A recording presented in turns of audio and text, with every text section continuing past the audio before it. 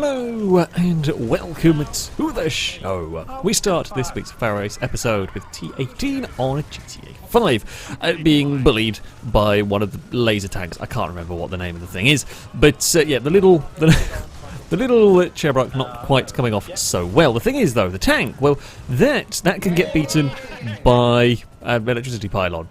Yep, that got flung across the mountain. I think the turret got caught on it as they were trying to sort of spin the turret around it, launched it, but well done, tank. Speaking of tanks, Tony Ski on GTA San Andreas also has an issue with their tank. That is a bike that defeats a tank.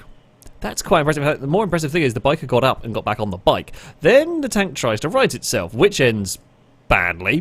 First rolling over the railing and getting stuck, bouncing back, launching off of a car that exploded. It does eventually come back down onto its tracks, but still. Well done indeed. Spooky Squid up next on Far Cry 4 is driving one of the tuk-tuks. It is going to go for a little bit of a jump with the tuk-tuk because, you know, why on earth not? The thing is, it's not very quick, and the idea for the jump quickly, well, unravels, shall we say. It gets a little bit stuck. It's just, nope, not going to work. It lost so much momentum going up the hill and up the rock to try and do the jump that it couldn't, and now it is parked, and will remain stuck there for all eternity, I think. It's quite impressive. Although to be fair, you could pull it back if you wanted, but still, well done. Digby Caesar on Mafia, the definitive edition, is chasing down a thug. Apparently, it's a bit of a car chase going on. Either way, the FailRace Mafia department is here as ram into the lamppost leads to the player car going for a big flip. It actually confuses the AI so much from that crash they don't know what to do. The player car went for a big old tumble. The other vehicle hit the post and spun and is now confused and stationary. It's supposed to be running away or something's supposed to be happening, but nothing is. The player gets out to have an investigate. Once they get close enough to the car, that then does set them going back onto their, I guess, normal routine, but there we go. Silverback up next on The Crew 2 is driving down the ski ramp when things get a little bit weird at the bottom. Everything was going okay, and then it wasn't. Apparently, somebody has been laying some quicksand down here, and car is quite stuck in all of that. I don't know why it had the tiniest little bit of airtime as it got to the bottom of that, but that was about it. It's just continued, and it goes on like this for quite a while as well. This is a shortened version. It goes on like that for quite some time. Mac Daddy up next on Rocket League. There's an overtime going on at the moment. Blue team kind of going for a little bit of an attack. Now, I have to say, the attack is pretty good. I'm not amazing at Rocket League, but it's a good idea. Unfortunately, a bump from an orange team car leads our vehicle to save the, well, just to save the goal that should have been, but nope. I mean, I've played Rocket League enough to know sometimes that sort of stuff, just it happens, it's unfortunate. And yeah, whoopsie. Mike up next on City Skyline. This is a very, very modded version of City Skyline with a tram that's forgotten how to tram. So it sets off from the station and it starts going a little bit weird. It continues to go very weird as the front half goes underground. The middle half doesn't. The back half kind of falls underground and then comes back out again. It's still rather peculiar. And oh, there's the front of it. Has reappeared and then it reattaches itself and then it's all back to normal. I don't know what went on there. I don't know what's going on underground in this city. I don't think I want to be honest with you. It's rather peculiar in that little junction. OTR Gnome up next on Project Cars 3 is a race at the very, very short layout of Knock Hill. When they come across something weird, you see, if you go into a replay and then you leave the replay, you go back into resume the race, the game doesn't know where to put the car. We're back to sinking through floors again. And spin, and it then eventually does get reset.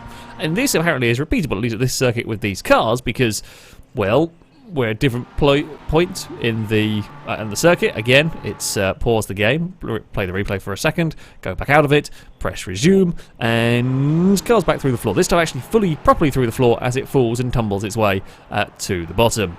So yeah, that's a bit peculiar. That is a bit peculiar indeed. Speaking of Project Cars, Sid DK on the first Project Cars. It's turn one at Senator with open wheeled vehicles. You know disaster is about to strike, and sure enough, it's a bump of wheels and an all mayhem ensues behind. Yeah, bumping of wheels in open wheeled cars on Project Cars was dangerous, and when it happens in front of the whole pack, quite bad times. Sparks up next on Dirt Rally 2 with a lovely clean roll. Now, we've seen plenty of kind of rolls and landing your wheels and carry on. This one here might be one of the cleanest. Just roll and land perfectly in the middle of the road, pointing the right direction. I mean, you've got to bear in mind here, you know, the weather's awful. Visibility, if you're in cockpit view, is tiny. You don't really see very well on that approach and everything. But you genuinely couldn't have positioned that car better after the roll. To be straight back in the road, everything is fine. Relatively unharmed. A Spectre Edge on SnowRunner is trying to get unstuck when their friend tries to overtake, and well, we know what SnowRunner physics is like. When things go wrong, they go very badly wrong. And sure enough, the trailer's gone. The truck we're with here, the Pacific, is fallen over and quite stuck. Oh, and the fuel truck is also fallen over and stuck. Overtaking your friends is a bad idea, because you never know when something like that is going to happen. And finally, we have turnipgaming on Train Sim World. Now, you might be thinking, well, what on earth can possibly go wrong here? We're going at a whopping 20 miles an hour coming in to a train station. Now, that's not very much speed, and they're trying to slow the train down to, I guess, to get it to stop at the right point here. So we're now losing speed. Surely nothing really weird can happen in all of this. It's not quite losing speed fast enough, I should point out. It's going a little bit too quickly as it's trying to slow down, and it's going to the giddy heights of about 5 miles an hour when it boops the end. You might think, that's fine, nothing eventful here, so they press the button to open the doors to unload all of the passengers. Oh, and then we're going to fall over there. Why, I don't know.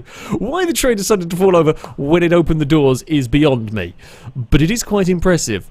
It is quite impressive indeed. Well done for managing to have confused the game so completely. And that, though, is going to be it for this episode. As ever, if you have clips, you can submit them via forums. There's a link in the description. At the very top of the page is the FailRace clip submission section, and there you can find all the rules and how to submit them. That, though, is going to be it from me. Thank you all very much for watching, and until next time, a goodbye.